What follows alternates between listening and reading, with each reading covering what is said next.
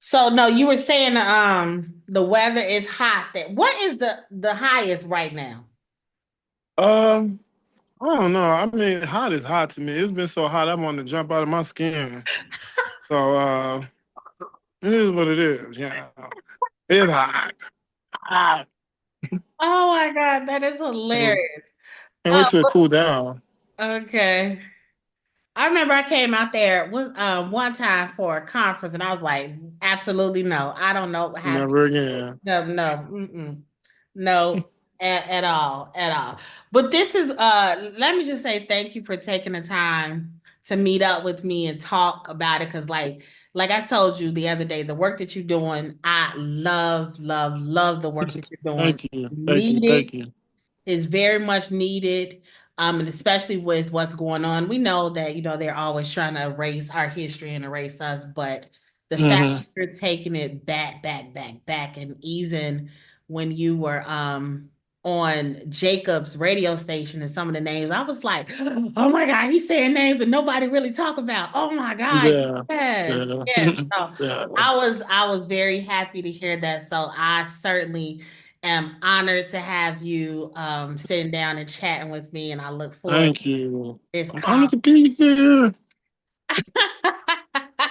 I really am. I love, any space that I have to like explore, my studies. So Mhm. it's heartfelt. Yeah. Okay, definitely. Yeah. You're a true historian to your heart. Love it. I Thank you. love it. So let's. I'm probably we gonna dive into some questions that Jacob probably asked you and all that, but let's start from the beginning. You got into the gospel music, the gospel scene, and just the history of it. How? How did it all start?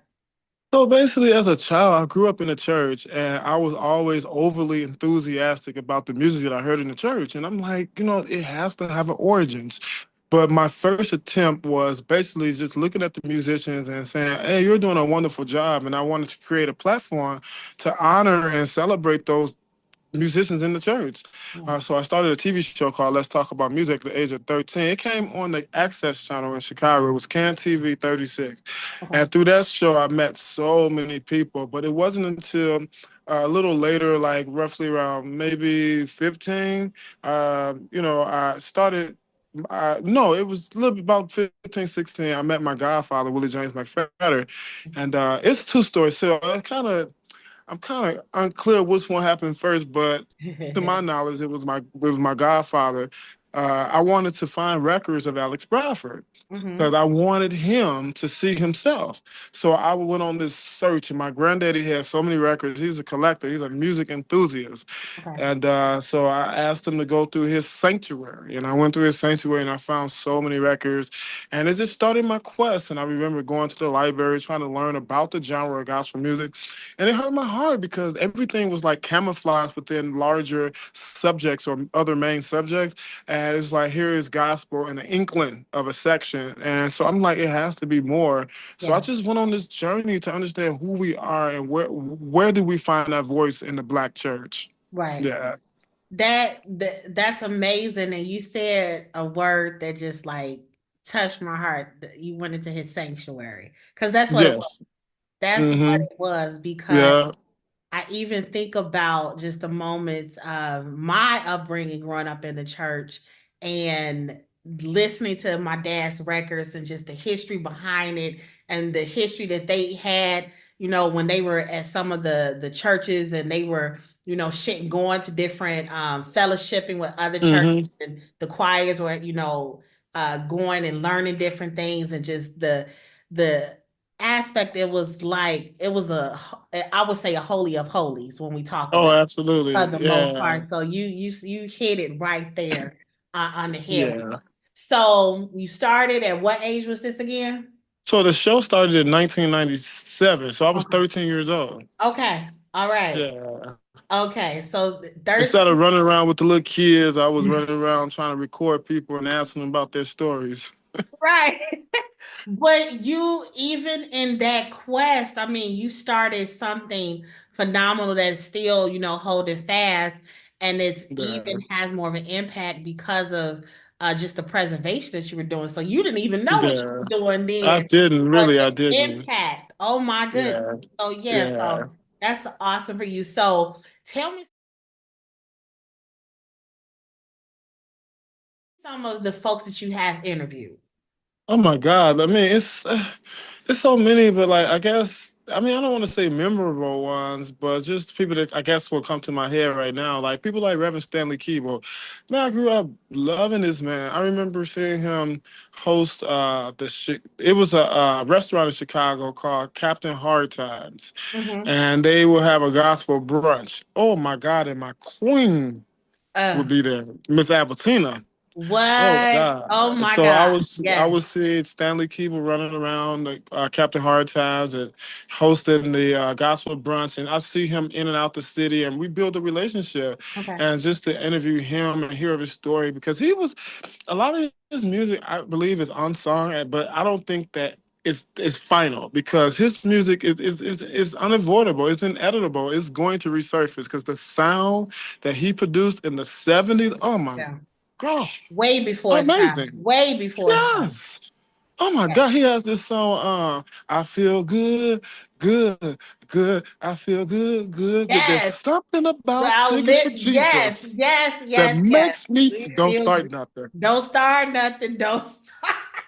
We gonna keep it to 30 minutes. Don't start it. Don't start it. We gonna keep it to 30 minutes. We gonna keep Listen, I get happy, okay, for real, for real. I see you over there. That thing got me happy. But yeah, so it's like people like Stanley Keeble, it's just like I don't even know how to start with it. I mean, like, let's just pause for Stanley Keeble. Like, there was a time like I invited Vernon Oliver Price, Okay. Loretta Oliver, Hmm. Richard Jackson from Maceo Woods Church, Okay. Jerome Weiser, Cliff DeBose, my grandfather, Bishop Jesse McDowell, and I feel like it was someone else. I can't Stanley Keeble Hmm. and Pastor James Bryson. So just thinking about that day, like I was with Vernon Oliver Price, we literally got into it. Me and this woman, this revered woman. We get into an Uber, and the Uber that comes is a pickup truck. So I'm helping No. this woman up the pickup, like priceless memories. We're riding Right. in an Uber on our way to First Church of Deliverance, Okay. and it's just like, how do you get past that first and foremost? And Right. then, like, just to speed along, like me and, Reverend Stanley Keeble, like, I took him to cash a check. I'm sorry, I'm just sharing personal stuff. We took him to cash a check. He was in a wheelchair. I was able to help him spend time. Just those moments, man, Right. just under humanizing Yes. who the Yes. world wants to dehumanize is Yes. valuable to me. It's invaluable to me. Yeah. Yeah. That's amazing. That and just the fact that you have those memories and Yeah. it's saved in your storage. It's saved in Oh your God. I mean, Yeah. so that's amazing. And then when you as you get older and folks gonna, come and start picking your brain, you'll be able to go back and track off. That's that's Hopefully. that's that's amazing. That's amazing. Yeah. Yeah. So you and I talked about, over the phone. A lot of people do not know the fullness and the history in Chicago, Oh especially when it yeah. comes back to gospel music and And how blues. and blues. But we're gonna Yeah. stay on gospel because we're gonna go Okay. 30 minutes. I told Okay. you 30 minutes. Okay. I'm gonna keep it 30 minutes. Okay. But the fact that so many where a lot of our choirs and ensembles and everything are at today had a start in Chicago a great deal Right. Hmm. because when we talk about Thomas A. Dorsey, when we talk about Roberta Martin, Sally Martin, James Cleveland, we can go down the list of some of those Hmm. greats and even some of the unsung ones, like you said. Um, Hmm. let's talk about that, the influence that Chicago has on the global. Absolutely. Yeah. So roughly, we're talking at the early, at the beginning of the 20th century. Mhm. You know, at this time, of course, we all heard this story. Hopefully, we have. You Right. know that we have papers like the Chicago Defender that are creating these ads in the South that are summoning people to come to the North. You know, for employment. Of course, the record companies, the record industry is starting to become more prominent. You know, you have Mamie Smith. She records in Yes. 1920. Yes. So all of these people are coming to these urban cities because they're trying to find a place in modern day society. But at the same time, they're transitioning from another society, which is what would be the era of racial uplift. And the Yeah. era of racial uplift, most blacks they were trying to assimilate. They wanted Yeah. to assimilate to European or white culture, if you will, Mhm. and most of them they did a good job because they wanted the rest of the world to know that hey, I have a place. You know, I have creativity. I'm artistic. Right. You know, I'm not just a number or I'm just not property. Mhm. So you know, you have all of this that's going on. So, which is phenomenal because I respect those blacks that was operating in that space of racial Yes, uplift because they indeed. did a lot for our They culture. did. They did a lot for our culture, but to speed on into like the influx of black culture when they migrated from the north, I mean from the south, you have all of these people with with this courageous sound because it's literally a direct descendant of the field hollers, the Yes. spirituals, all of this Mhm. music that comes from the antebellum years. You Yes. have that's merging into the north, and when they approach the north, of course, they're in the racial uplift. So now they have to find a way to like convince them, like, listen here, we're not trying to strip away our cost, our customs, our culture, our music, our sound, what we recognize. So you know, they went through a period of like introducing different segments in the service. Like you can find that very prominent in 1920, 21 with the National Baptists. They did the hymnal, the Gospel Yeah. Pearls. And in the Gospel Pearl, you see it was broken down into sections. You had revival, you had spiritual, you had gospel. So Right. and so Yes. much. So now you're starting to see the faiths of Yeah. color into the Protestant space because most of the Protestant space they were segregated, but at the same time, I wouldn't say they were tightly segregated because if they're singing Beethoven, if they're singing Bach, it's going to attract, you Yes, know, indeed. other audience and get people like J. Wesley Jones. I mean, he was a star. You Yes. know, so of course he had people coming to hear his world famous Yes, indeed. metropolitan choir. So Right. like you have people like Thomas Dorsey who he comes from the South and he by way of Atlanta. So now he's playing at these Buffalo Flats, and he playing at all these red district lights, red Right. district events and things. So he comes to Chicago, and he's trying to find placement. You know, Mhm. and a lot of people are trying to find placement, but they're bringing to the North what the North was not accustomed to. So it was a very, I think, powerful time. Like in the 20s, you got a chance to really see the face of blacks in the North, and it's very well documented. Like it's in our newspapers, it's in the Yeah. music that we hear, you know. And then like roughly moving along to like 1926, you know, you have people like the Henry Hayes Jubilee singers. You know, they're singing songs like Charles Albert. They're turning black hymnology into gospel songs because Right. you know I would say that the first gospel songs were black gospel songs wasn't the gospel songs that Thomas Dorsey wrote. It would be more people like Charles Albert Tindley, Lucille Campbell, and those composers that was using that European structure that was Yeah. just putting text that was more relatable to us, you know. Yeah. And then you see those songs they scooted into the gospel music era in the 30s because leave them there. All those by and by, you know, all you know Charles Albert Tilley. Yes. So I mean, it's Yes, so much sir. we Yes, can we sir. can it's so much that we can really you know put a pin in and pause there. But I just think I'm thankful for people like Thomas Dorsey. And if you would allow me, just give me 2 more minutes. I want to share this because most people don't really get the visual. Okay. Like you have Thomas Dorsey, this man, roughly, I think it was in 1928. He has this whole, this music is vulgar. I Yes. mean, he is talking street talk. Women, do you hear me? When you hear Dirty Yes, Blue, people don't sir. understand. That mean it is provocative. Like Yes. this is outrageous. This death is not Oh, sacred. yes. Yes. So you have to understand, like this man is a secular star Yeah. that comes into the church that there is no syncopation. No Hmm. syncopation. They None. don't want it. Don't bring it here. First of all, we don't want y'all in here first and foremost. Exactly. And then you want to try to bring that in here? Because you was just at the juke Oh joint last night. So absolutely don't do it. Don't bring them spirits up in. no.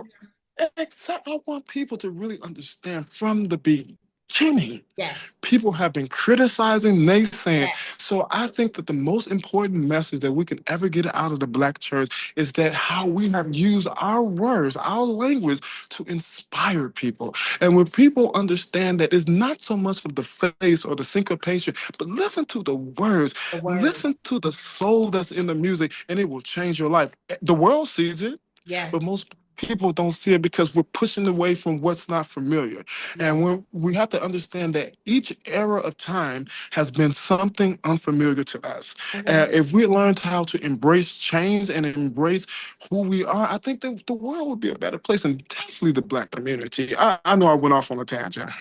No, you are. You actually, it is a perfect, absolutely perfect segue for me because you just said something that hits home because currently where I'm at right now in Europe, and I don't know if you knew about this weekend celebration that happened at the Vatican City. Mm-hmm. And um so you know the new Pope, he's from Chicago, the south side of Chicago. Mm-hmm. Mm-hmm. So for the first time ever in history, when I tell you this event was blacker than black, black, it was blacker than black, Okay, black. okay, So he had okay. Jennifer Hudson, John Legend, Pharrell. He had a black choir. When I tell you, he flipped the Wow. script. And Pharrell, and I didn't know this, but Pharrell, Uh-huh. this choir now that he's Mm-hmm. Yeah. putting Voices together. of Fire. Yeah. And I didn't know that. So this was my first time, seeing them perform. He had clips here, and they did a song with John Legend. But the choir, when I tell Mm. you, they changed the whole atmosphere of the Vatican City. And Mm. I was talking to one of my girlfriends. She's a singer here from Jersey, and she was talking to one of her Italian friends. So for the last several years, the Italians have been thinking that they've been doing choirs because they have had Mm-hmm. several American groups come over and do workshops and stuff like that. So they think they know our culture and can do choirs. Mm-hmm. But this Italian woman, she said, I don't know what we've been doing. She was like, hands down, y'all over in Mm-hmm. America, y'all choirs are different. She was like, Yeah. stuff that y'all was doing, she's like, we was just looking at like, we can't do that. We not doing that. So when I tell you, like you said, the music and the words changed the complete atmosphere of the Vatican. Yeah. And but because in the past the church has been pushing out a lot of stuff that's unfamiliar, is not comfortable, what they used to, Mm-hmm. like you said, the world sees it. The world Mm-hmm. knows that they're different. So Yeah. you, like I said, it's perfect segue. It hits home in terms of, and this is one thing that I've been trying to explain to Italians and even some of the Europeans when they were like, teach us how to do the gospel music and stuff. And me and my girlfriend, we're like, we can't teach this. Like, we could Mm-hmm. tell you the techniques, we could bring Mm-hmm. it down to you. But if you haven't grew up in the church, there's just certain things you're not gonna get at You all. know what's amazing about that is that, like, first of all, you don't have to rehearse what comes from the heart, right? So this music, it comes from my heart, it comes from my soul. But what's the amazing part about it is that it's a language. And unfortunately, well, not unfortunately, but fortunately, Don't even if have you're me throw not my of the shoe at if you. Where's my shoe? Don't have me throw my shoe. fortunately, if you're not of the culture, that does not mean that you cannot communicate with the language. Yeah, Now that is coming from the heart. That's why so many people are they're attracted to it yeah. because they can feel the language. But it's just like this. I put it like this: most people don't understand really the definition of really going to school. The Mhm. definition of going to school is giving you an opportunity to explain what you already know how to do. You know Yeah. what I'm saying? Like that's just like a musician. Like most people, they play by ear, but they go to school to learn how to teach what they know by trade.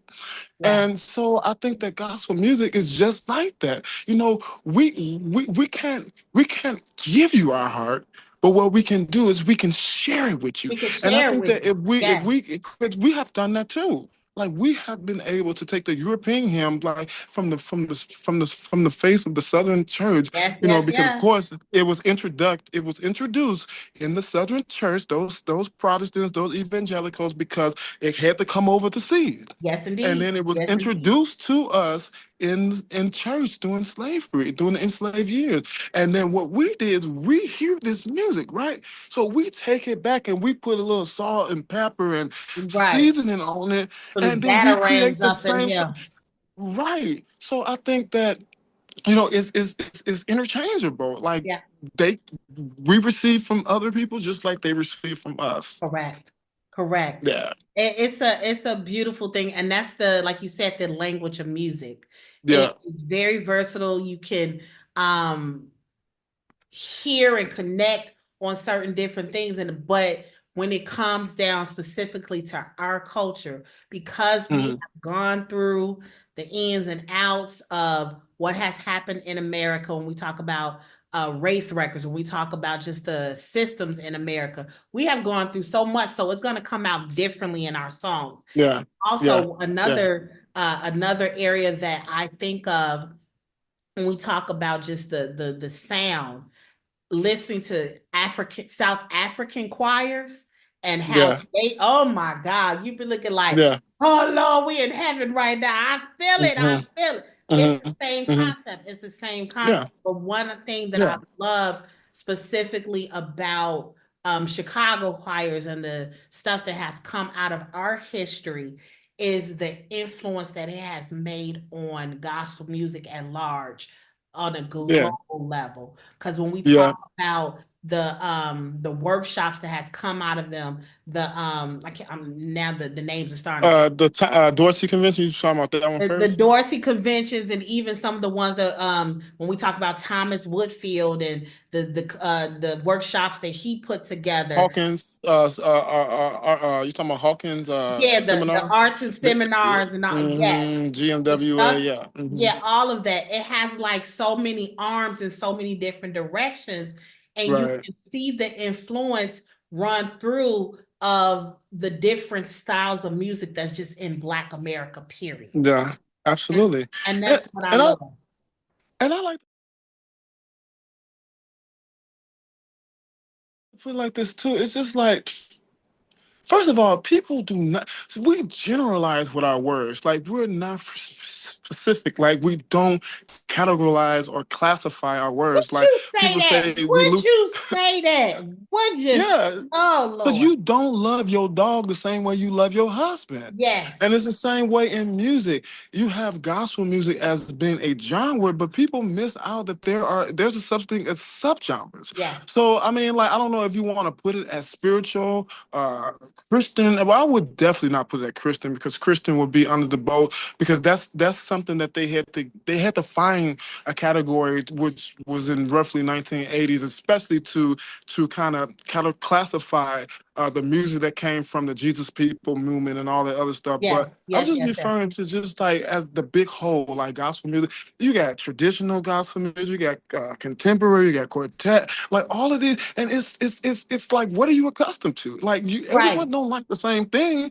and people Right. just look at gospel music as just this one big picture, but it's classified, Yes, you indeed. know. And Yes, I think indeed. that people miss that. Like, don't talk about a subgenre that you're not, accustomed to or don't like, because it's reaching someone. That It's reaching language is reaching someone. someone. Yes, You indeed. know. Because when we talk about the difference, the different denominations that have, filtered through or filtering through, like you have the people who have Kojic, then you have the Baptist sound, and then you have the Pentecostal sound. That Yep. right there depends upon what situation you're going through. I'm gonna put some Baptist stuff on, and I'm gonna start. Mm-hmm. So Mm-hmm. it depends upon what I'm going through, what I need in that moment, But the gospel itself, the element, the story, like you said, it reaches multiple people. Yes, it does.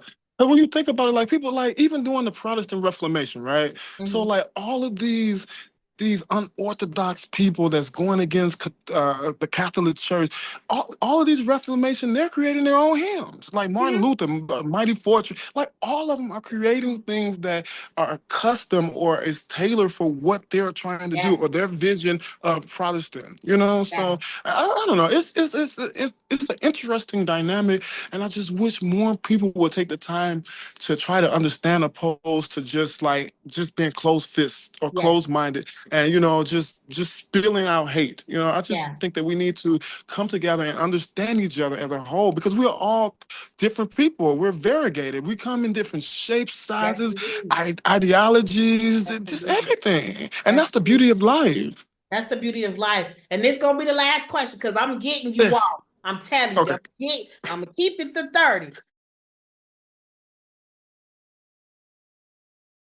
But this Okay.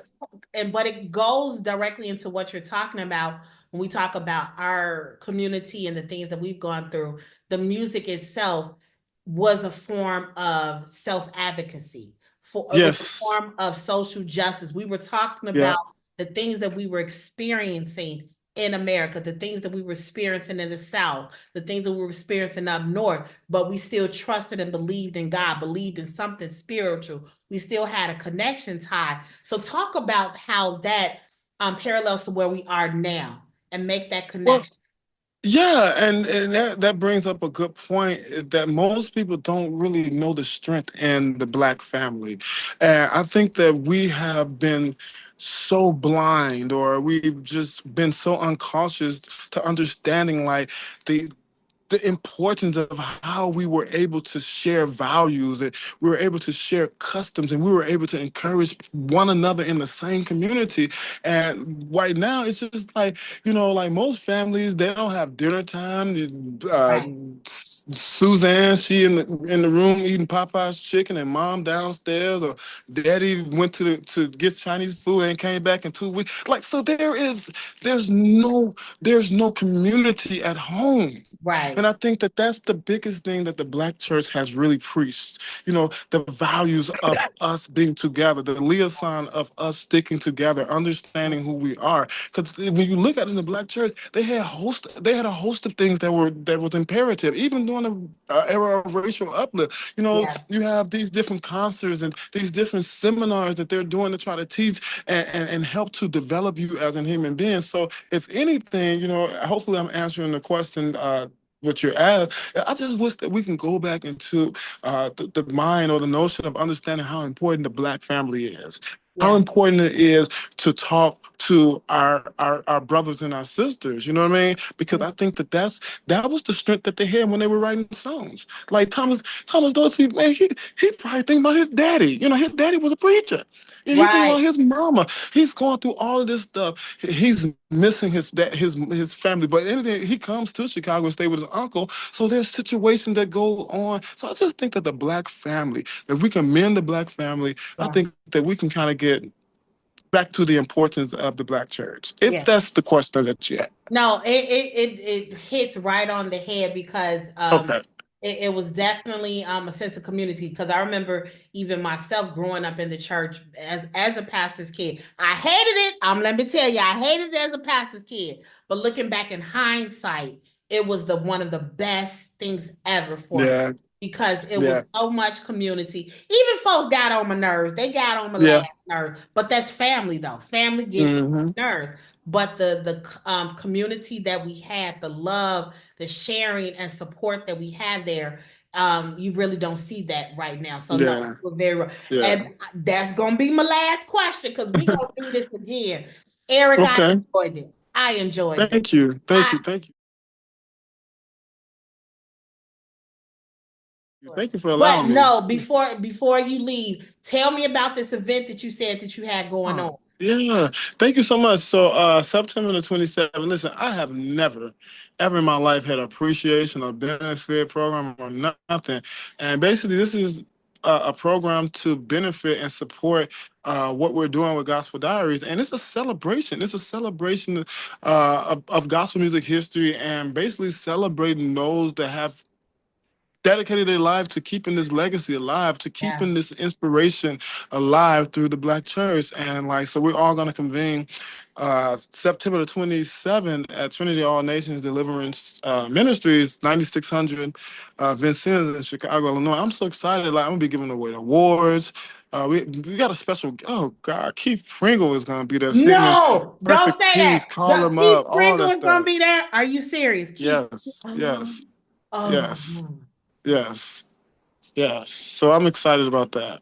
and this And is gonna be for recorded. It's gonna be recorded. yeah, yeah, it's gonna be recorded. It's gonna be a nice event. It's from my heart to yours, to everyone's Okay. heart. And hopefully, we can raise this awareness because honestly, I have funded this entire project by myself, and I'm up to my neck. But that's why I'm pushing. This also is a soft launch for the nonprofit, Okay. just to get our administrative fees taken care of and stuff like that. But most importantly, I'm just excited. And sometimes people call me a bit, you should probably think a little bit more because I allow my passion to really move me.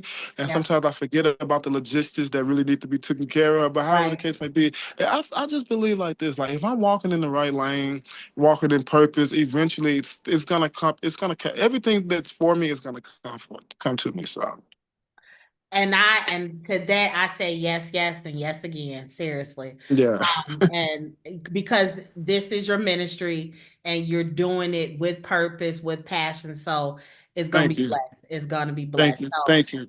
I big shout out to you and your event that you haven't come up. I wish all the blessings and everything upon it. It's gonna be amazing. I know it. Send me the link because I surely want to see it when the video and stuff is Yes, out. man. So Hey, we're doing it live. We're doing it live, oh so you my can watch it God. live. Oh my Keith Pringle, that the right. Don't have me start singing. Call them up. Oh yeah. Call them up. Okay. Don't. I'm not gonna do it. I'm not gonna do it. Mm-hmm. But no, it has been such a pleasure talking to you, Eric. I want to do Likewise. this again because we didn't even get to the blues stuff, but it's been a pleasure talking to you. So I thank Likewise. you again for your time. You just warmed my heart on so many levels. Thank you. Thank Appreciate you it. so much. And if you